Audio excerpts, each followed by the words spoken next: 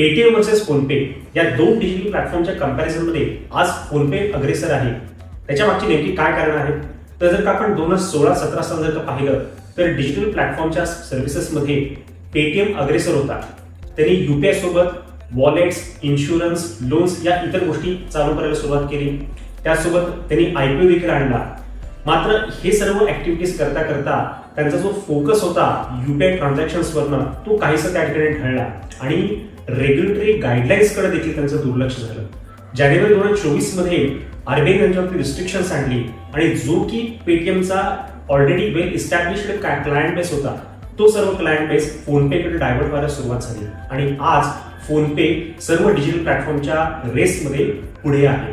त्यानंतर जीपेचा नंबर लागतो आणि त्यानंतर पेटीएमचा नंबर लागतो. तर यावरून आपल्याला काय लक्षात येते की आपण जी सर्व्हिस चालू केलेली आहे तर या केसमध्ये युपीआय ट्रान्झॅक्शन्स किंवा युपीआय पेमेंट गेटवे ही मेन सर्व्हिस होती. त्यावरती त्यांनी लेझर फोकस असणं गरजेचं होतं, तर आज त्यांच्यावरती ही वेळ आली नसती. तर या दोन्हीपैकी तुम्ही नेमकं कुठले डिजिटल प्लॅटफॉर्म यूज करता हे खाली कमेंट बॉक्समध्ये कमेंट करून मला नक्की सांगा.